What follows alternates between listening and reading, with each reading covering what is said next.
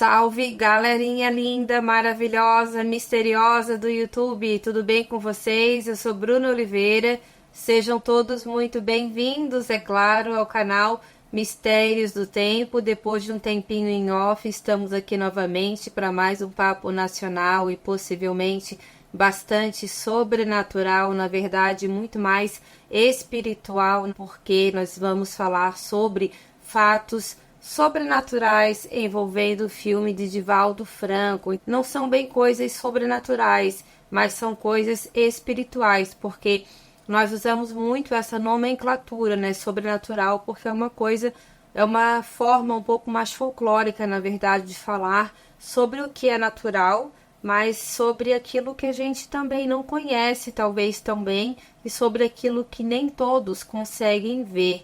Então é uma história muito emocionante, até não é uma história assustadora, mas é uma história muito emocionante. Nós ficamos esse tempinho fora devido a alguns problemas de saúde. O Vlad, ele está se recuperando de uma pneumonia e também de uma toxoplasmose. Nós também tivemos um período bastante difícil com o nosso filho autista, o Gael, que é até, né, nível 3, como vocês sabem.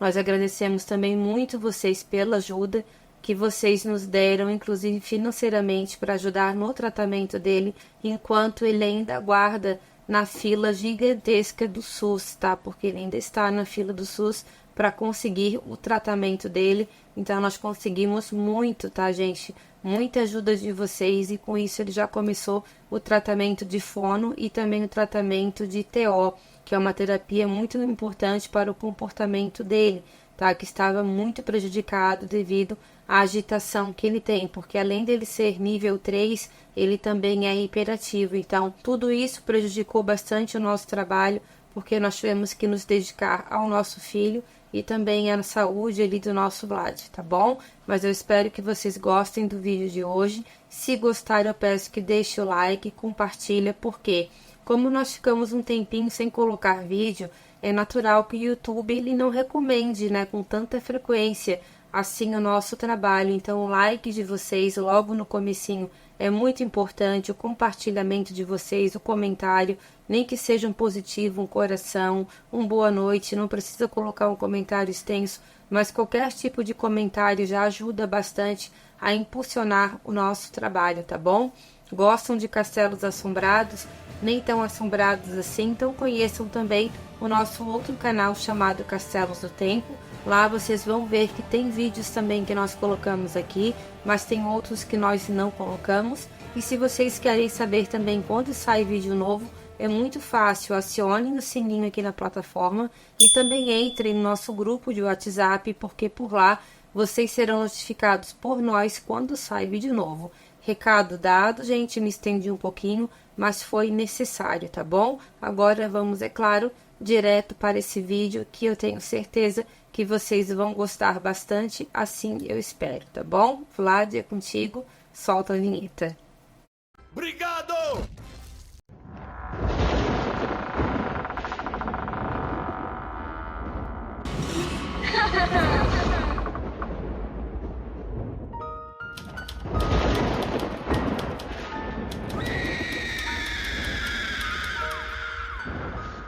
Antes da gente falar sobre o filme do Divaldo e sobre algumas coisas bastante peculiares que aconteceram ali nas gravações, no elenco, eu vou falar um pouquinho brevemente sobre esse homem tão importante na vida espírita do Brasil e também do mundo.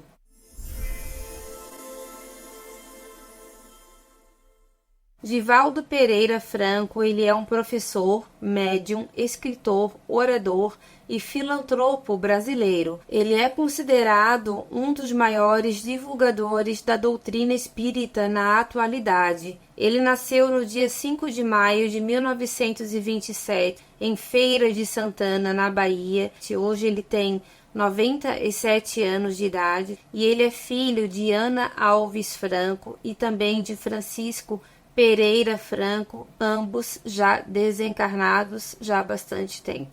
Divaldo Franco, o diretor, e também o elenco, eles falam sobre interferências sobrenaturais no set do filme Divaldo, Mensageiro da Paz. e são sobre essas interferências que falaremos no vídeo de hoje, mas não somente sobre fatos sobrenaturais, mas também sobre um relato emocionante da atriz Regiane Alves, que interpretou Joana de Ângeles, que foi o espírito de luz que acompanhou e ainda acompanha o médium Divaldo Franco, e outros fatos também interessantes e emocionantes também sobre o filme. E também um relato, gente, que eu achei muito interessante foi do ator Marcos Veras. O Marcos Veras, para quem não sabe, para quem não viu esse filme, gente, já vou contando, tá? Tem spoiler. O Marcos Veras, ele interpretou o espírito obsessor que perseguiu ou ainda persegue, tá? De certa forma, porque essa história ela não ficou muito clara no filme, até a pedido do Divaldo, tá? Porque é uma história que, segundo ele, já dura mais de 400 anos. Então, o Marcos, ele interpretou um espírito obsessor que, na verdade, ele foi um padre há muitos anos atrás. Então, Marcos, ele também tem algumas histórias bastante interessantes da produção em uma das cenas que ele gravou com o ator Bruno Garcia, que interpretou uma das fases do Divaldo nesse filme que eu particularmente achei muito emocionante.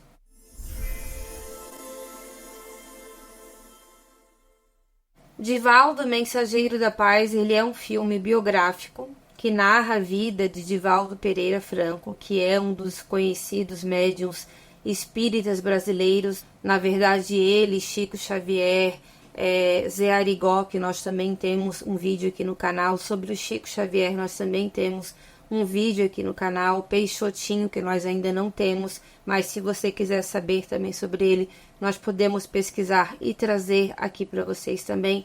Então, todos eles são médiuns que são muito reconhecidos aqui no Brasil e até mesmo fora dele. A produção desse filme, ele acompanha a trajetória do Divaldo desde a infância até a fase adulta dele, só que na verdade no filme eles adiantaram um pouquinho a história e o filme termina com o Bruno Garcia entrando num palco. Depois que a cortina se abre, quem aparece é o verdadeiro Divaldo Franco, já com uma idade um pouco mais avançada. Esse filme, ele acompanha a trajetória do Divaldo desde a infância dele, quando ele já manifestava as habilidades mediúnicas dele, que eram muito fortes, até a sua consagração como líder espiritual e também fundador da Mansão do Caminho. Então, ele é uma pessoa que ele escreveu muitos livros também, psicografados pela Joana de Ângeles, e todo o dinheiro que ele conseguiu arrecadar, ele também conseguiu colocar nessa Mansão do Caminho e também ajudar outras pessoas carentes em outras instituições de caridade. Então, até onde as fontes mencionam, ele não ficou com absolutamente nada. Ele vive da aposentadoria dele, que ele se aposentou como servidor público, e todo o dinheiro que ele conseguiu com os livros, ele dedicou totalmente à caridade. O filme, ele mostra a infância do Divaldo muito sofrida, porque os pais, eles eram católicos. E o Divaldo, desde pequeno, ele já via esse espírito obsessor, que era interpretado pelo Marcos Vera, e ele saía gritando dentro de casa, e isso é colocado no filme de uma forma muito realista, porque parece que na realidade era assim mesmo que acontecia.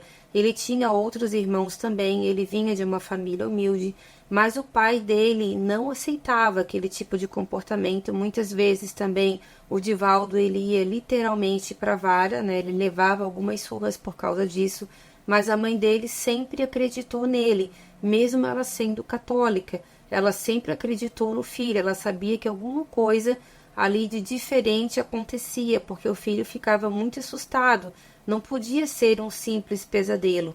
Ele foi levado várias vezes para a igreja para ser benzido, ele se confessava, o padre dizia que aquilo ali podia ser uma obra, né, do coisa ruim, que era para ele orar bastante, mas mesmo assim as coisas não paravam de acontecer.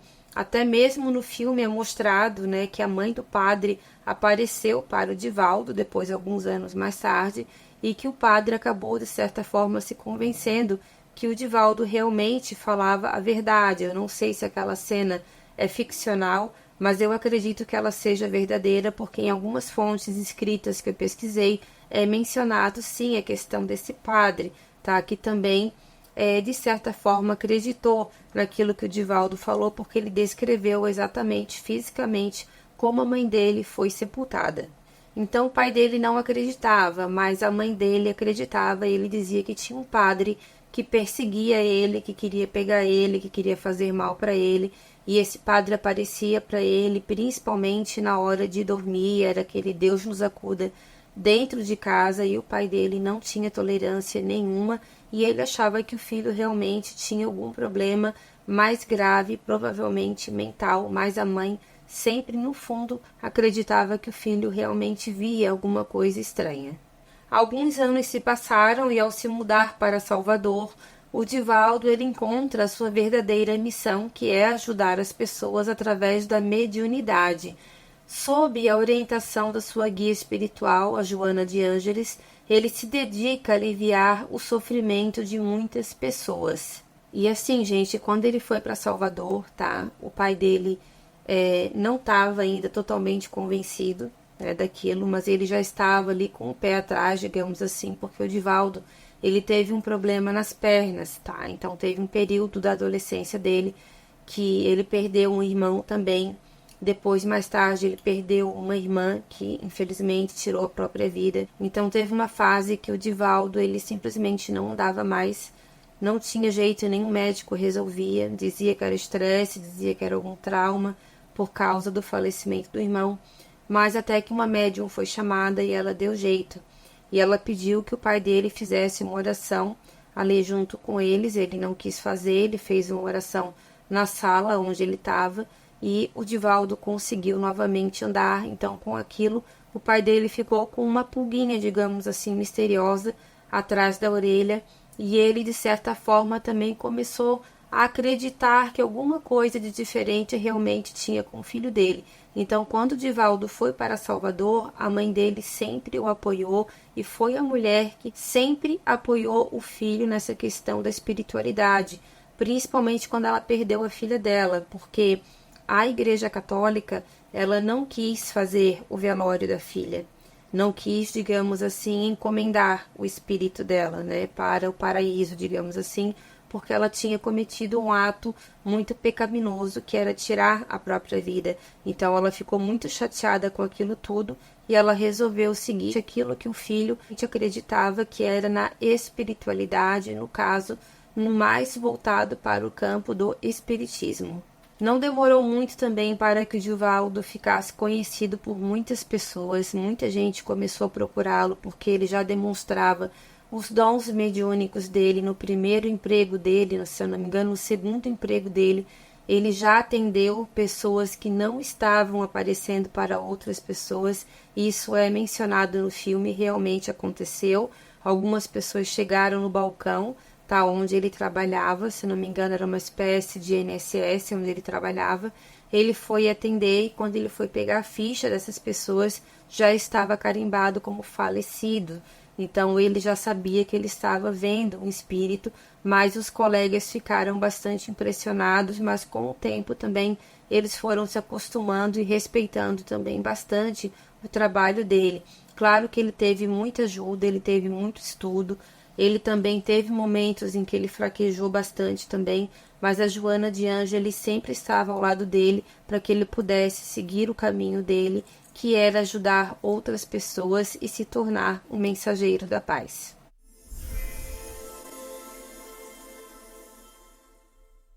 Muitas profissões estão envolvidas na produção de um filme, desde o diretor e o elenco, roteiristas, editores, maquiadores, figurinistas, enfim, operadores de câmeras, entre outros. No caso do filme Divaldo, Mensageiro da Paz, essa obra cinematográfica ela também teve um apoio adicional e especial, que foi um guia espiritual, principalmente a Joana de Ângeles, porque quando esse filme ele foi gravado, o Divaldo ele já tinha falado para o Clóvis Mello, que foi o diretor do filme. Esse filme, vocês podem preparar o elenco. Ele vai sofrer muitas interferências sobrenaturais, e parece que foi isso mesmo que aconteceu.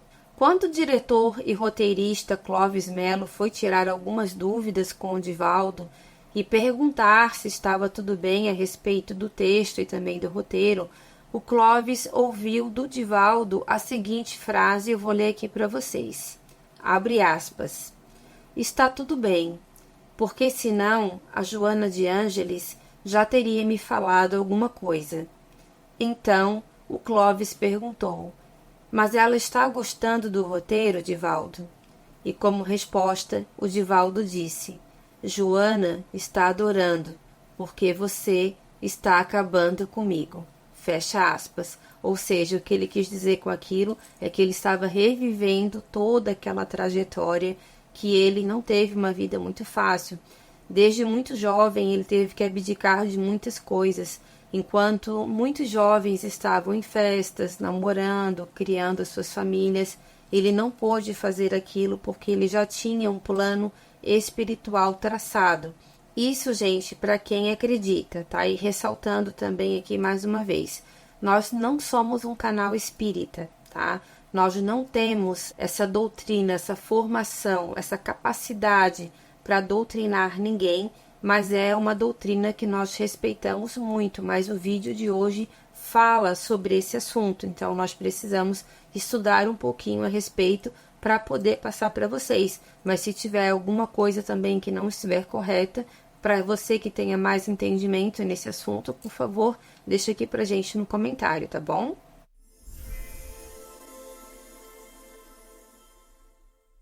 Joana de Ângeles é uma guia espiritual do Divaldo e ela sempre o acompanhou e é assim até hoje. A ela também é atribuída a autoria de grande parte das obras psicografadas por Divaldo. Segundo Divaldo Franco, em sua primeira manifestação, no dia 5 de dezembro de 1945, a Joana de Ângeles se apresentou para ele como um espírito amigo, que por muitos anos teria sido um pseudônimo utilizado por ela, ou seja, logo de cara ela não disse o nome dela. Muitos e muitos anos depois foi que realmente ela foi dizer o nome verdadeiro dela, que era Joana de Ângeles, que na verdade foi o nome utilizado por ela na sua última reencarnação. A Joana, ela sempre se apresentou para ele com uma roupa de freira, uma roupa azul clara, um hábito, azul claro também com uma parte branca. Ele a descreve como uma mulher muito bonita, uma mulher de pele clara e também de olhos claros, apesar de no filme ela não ter os olhos tão claros assim, porque se eu não me engano, os olhos da Regiane Alves, que é uma linda atriz que interpreta Joana de Ângeles maravilhosamente, se eu não me engano, os olhos dela são entre castanho claro, um tom de âmbar, um tom de mel mais ou menos, mas eles não são verdes nem azuis. Mas se eu não me engano, em uma entrevista que ele deu, eu entendi que ela teria os olhos azuis, mas isso é apenas um detalhe. E uma curiosidade, tá, gente? A própria Regiane Alves, ela fala que esse papel mudou a vida dela, que ela foi uma escolhida, que esse personagem chegou na vida dela no momento em que ela estava precisando muito realmente de uma reviravolta, de um impulso. Ela não deixa muito claro o que aconteceu, mas ela falou que ela estava passando por um momento muito difícil e que ela foi escolhida a dedo pela própria Joana de Ângeles, porque ela disputou, sem saber, esse papel com mais 4 atrizes, tá? Que eu não vou dizer o nome aqui para não ficar também uma situação muito chata. Ela disputou esse papel com outras 4 lindas atrizes também. Só que quando o Divaldo viu a foto dela, ele falou o seguinte, é essa aqui. Aí o Clóvis Melo perguntou, mas por que tem que ser essa? E ele falou, porque a Joana falou que tem que ser essa. E assim foi feito. Referência entre os espíritas, o Divaldo ele psicografou com a ajuda da Joana de Ângeles mais de 270 livros, que tiveram mais de 10 milhões de unidades vendidas. Então, assim, gente, é muito, muito livro mesmo. Muito dinheiro foi envolvido ali. E segundo as fontes citam, realmente todo esse dinheiro foi encaminhado para obras de caridade. Nós temos alguns vídeos aqui no canal também que falam sobre essa temática espírita, inclusive sobre o nosso lar. Temos um vídeo sobre o Danton Mello contando histórias a respeito também de assuntos sobrenaturais referente às gravações do filme do Zé Arigó e também do filme Ninguém é de Ninguém. Esse último foi baseado em um livro da Zíbia Gasparetto que tem o mesmo nome. Eu vou deixar esses links para vocês também na descrição, mas também no grupo do nosso WhatsApp. Segundo Clovis Mello, que é o diretor e roteirista desse filme, tudo o que sai da boca da Joana de Ângeles é muito moralizante, até porque ela só foi confiar na maturidade do Divaldo para poder psicografar as suas obras quando ele completou 65 anos de idade. No filme, ele é mais jovem porque eles adiantaram um pouco essa questão da idade dele, mas na realidade ele já tinha 65 anos de idade. O Clovis também mencionou que ele também estudou muito a respeito da Joana, ele conversou muito com o Divaldo e ele falou o seguinte, que a Joana, apesar dela ser muito doce, de por onde ela passar um cheiro de rosas é sentido, inclusive na produção do filme esse cheiro estava sempre presente. Não foi só o Divaldo que sentiu, porque o Divaldo também participou desse filme nos bastidores e também na última cena, então ele estava sempre presente. Muita gente achava que era algum tipo de aromatizante que tinha, mas realmente não era. Esse cheiro suave, um cheiro muito gostoso de rosas, ele aparecia e desaparecia naturalmente, e tudo isso era associado, fica até arrepiada, em cenas em que a Regiane Alves estava vestida com o hábito da Joana de Ângeles, cenas muito profundas que ela tinha que falar, textos muito profundos, difíceis de decorar e que ela tem uma dicção muito boa. Admiro muito essa atriz, tá? Eu sou realmente muito fã dela porque o trabalho que ela fez nesse filme para mim foi exemplar. Eu acho que foi um papel que caiu como uma luva para ela, tinha que ser ela, na minha opinião. Talvez você pense diferente, mas ela foi assim maravilhosa.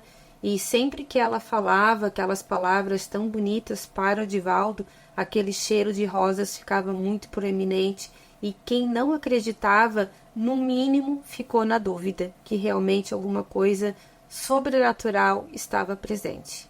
Mesmo ela sendo tão doce, ela também era muito dura, no sentido de ser muito respeitosa. Ela não gostava de piadas, não gostava de gracinha, e isso tudo era deixado muito claro de alguma forma que também não foi mencionado, mas o Clovis falou que ela não gostava de piada no sentido de fantasma, alguma coisa nesse sentido de ficar pregando peças. Ela nunca provou, e o Clovis também nunca gostou desse tipo de coisa, e os próprios atores também já tinham sido orientados, a produção também, então parece que isso não aconteceu, mas que ela também já teria dito que ela não gostaria de participar de uma produção que tivesse esse tipo de contexto, né? Esse tipo de piadinha, de brincadeira, que ela realmente não gostaria desse tipo de coisa, e parece que realmente não aconteceu. Referente a Regiane Alves ter sido escolhida para fazer a Joana de Ângeles, ela sempre deixou muito claro que aquilo ali não tinha sido um convite, tinha sido uma escalação. Ela foi escalada para fazer aquele filme, que aquilo para ela foi uma missão e que a vida dela foi totalmente transformada depois que ela interpretou essa personagem.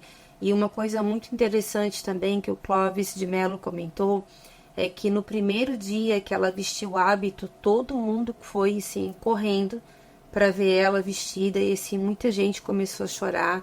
Ela mesma ficou muito emocionada porque ela ficou belíssima. O próprio Divaldo ficou muito emocionado quando viu ela vestida de Joana de Ângeles, e a Joana de Ângeles, o espírito, teve total assim, a total bênção, né? Ela abençoou totalmente a Regiane Alves naquele momento, quando ela viu ela vestida com a mesma roupa, porque parece que a roupa que foi feita para ela foi assim praticamente desenhada pelo Divaldo, e ela ficou muito parecida realmente fisicamente com a verdadeira Joana de Ângeles, e um cheiro de rosas muito forte começou também a surgir naquele momento. E uma curiosidade, muitas pessoas da equipe também ficaram com alguns tipos de mal-estar que não foram explicados. O Clóvis, ele comentou que a Regiane, no primeiro dia de gravação, ela já estava com o hábito, ela estava com 2 gânglios, assim, gigantes na garganta. Ninguém sabia, ninguém entendia como é que ela estava daquele jeito. Outras pessoas da produção também. Ninguém, nenhum médico parece que descobriu, não era gripe, não era nada, mas que também logo tudo isso desapareceu e também isso pode ser um contato com o nosso corpo físico, também com alguma entidade. Não que a entidade queira fazer mal, mas que são atritos. São certos atritos que podem sim gerar esse tipo de rejeição, não bem uma rejeição, mas uma reação, né, adversa, comum, mas que logo passa, e foi o caso também da Regiane Alves. Ela falou que ela teve que lidar muito com a ansiedade, porque as pessoas esperavam muito dela. Ela teve muito medo de aceitar esse personagem, porque ela sabia a grande responsabilidade que ela estava assumindo. Na verdade, ela estava interpretando a mentora, né, de Divaldo Franco. O próprio Divaldo estava ali, então aquilo lhe dava uma pressão maior para ela também, apesar dele deixá-la muito à vontade. Mas ela falou que tem certeza que ela deu o seu máximo e que a Joana aprovou o trabalho dela. E uma coisa também que ela comentou é que ela disse que ela se sentia vigiada praticamente o tempo todo. Não de uma forma negativa, mas ela nunca se sentiu sozinha. Aonde ela estava, ela sabia que ela estava acompanhada e geralmente o cheiro de flores, o cheiro de rosas estava próximo a ela.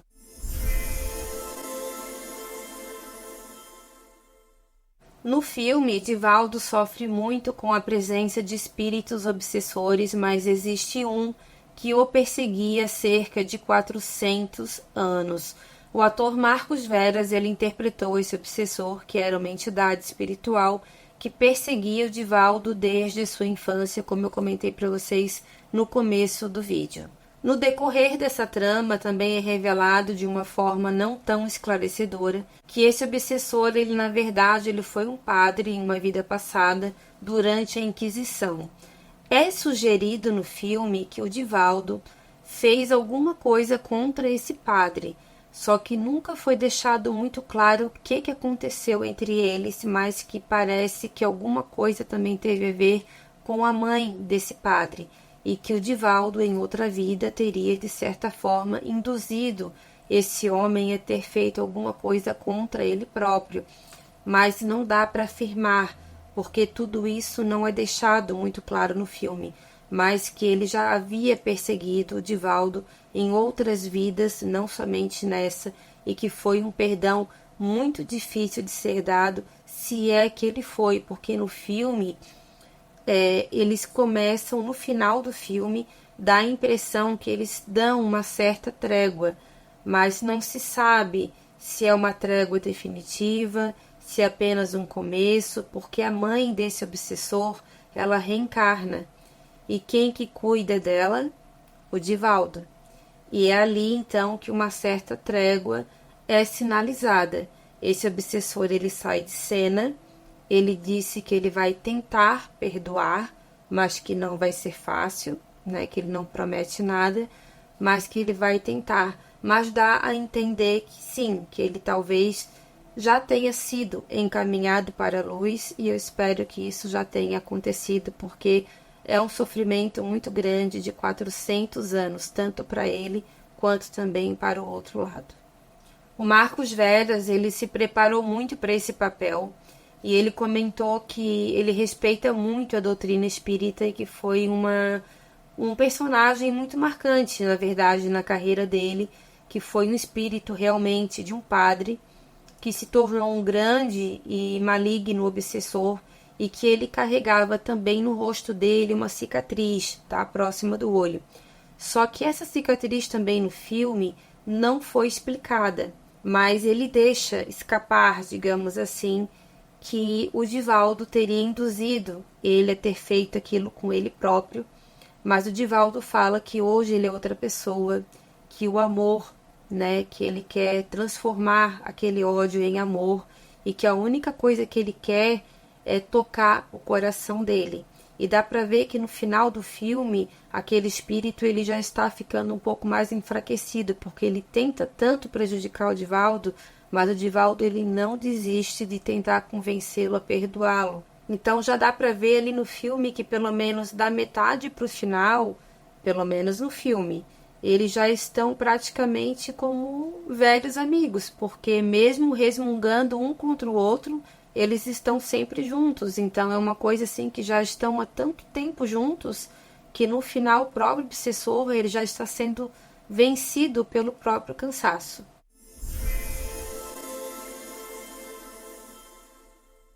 Em 2020, o Marcos Veras ele comentou que sentiu coisas estranhas e que viu também algo estranho no set de filmagem, mas não foi só ele quem viu.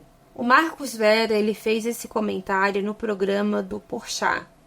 Eu vi esse trecho em um canal do YouTube, só que ele não conseguiu contar a história toda porque a Cláudia Raia também estava nesse programa e ela quis contar a história dela também e ele não conseguiu concluir porque deu para sentir que tinha mais coisas ali para serem contadas, mas infelizmente ele não conseguiu talvez contar tudo o que ele queria, mas deu boa parte sim da história para ser tirada. Eu vou contar para vocês, tá? Para quem não viu ainda, ele falou o seguinte: teve uma cena da fogueira, isso eu vi em outro podcast, tá? Teve uma cena da fogueira aonde ele tá conversando com o Divaldo. Na verdade, ele tá confrontando o Divaldo. Ele quer colocar o Divaldo contra Deus a todo custo.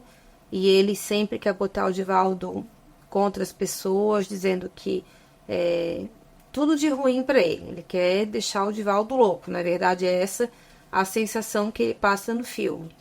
Só que o Divaldo acaba sempre ali com certo humor, né? Quem é morto sempre aparece, ele costuma dizer isso para ele.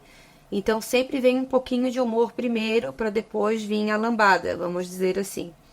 Então tem uma cena que eles estão fazendo esse tipo de conversa e tem uma grande fogueira. E o Marcos Veras falou que naquele dia, naquela noite, que já era de madrugada, eles gravavam muito de madrugada. E ele falou que deu tudo errado naquela gravação. O Bruno ele não conseguia decorar de jeito nenhum a fala, não saía, não é uma coisa típica dele, não fluía, não ia, quando não era um, era o outro.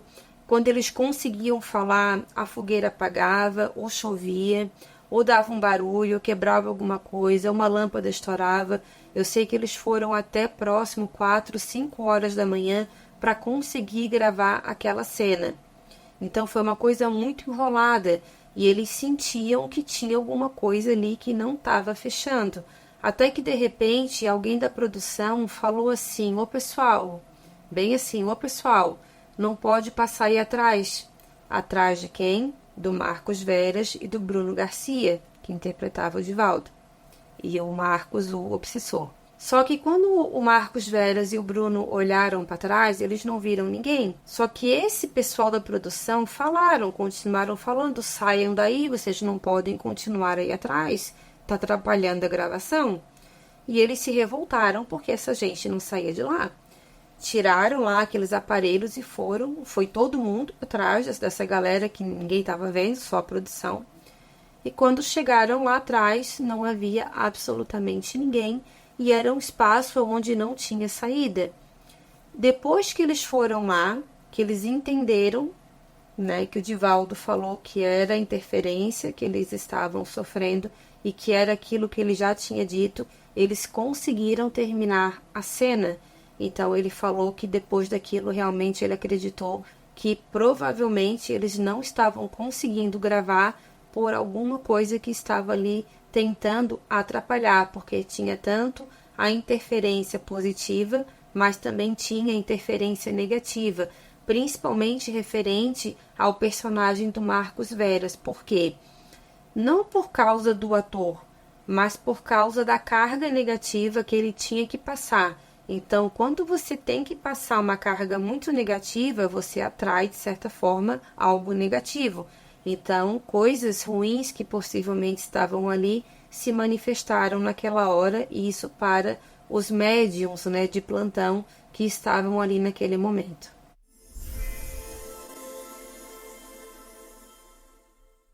Em um outro podcast também que eu assisti, o Clóvis Mello, que era o roteirista e o diretor, Ele comentou que assim que ele estava escrevendo o filme, ele estava na casa dele no Rio de Janeiro, e a casa dele nessa região funciona assim: ele tem um escritório embaixo e em cima fica o quarto dele. Chegou 2 horas da manhã, ele não conseguiu mais dormir, começou a rolar, e ele começou a ter ideias de escrever.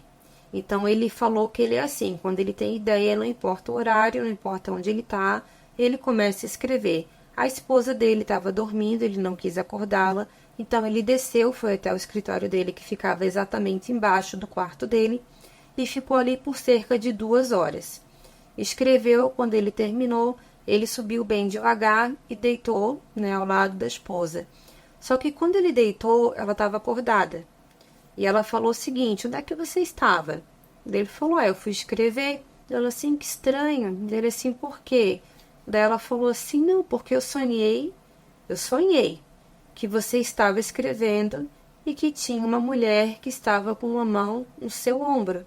E ele disse que ali ele teve já certeza que, na verdade, foi uma intuição, né? Na verdade, não foi bem uma intuição, foi alguém que estava ali do lado dele e que, de certa forma, sugeriu que ele fosse escrever e que estava auxiliando ele, talvez até mesmo a própria Joana de Ângeles, ou um outro espírito também de luz que queria ajudá-lo a produzir esse filme. E ele ainda brincou nesse podcast que o cachorro dele até hoje não se recuperou, que ele fica latindo para o nada, né? Mas ele falou num tom de brincadeira, mas depois ele disse: não, é sério, realmente é assim até hoje. Depois que eu gravei esse filme, o meu cão, de vez em quando, ele fica latindo para o nada, e eu sei que é um espírito que está ali. E o Marcos Veras falou que o cão dele também faz a mesma coisa e que provavelmente é algum espírito que ele está vendo.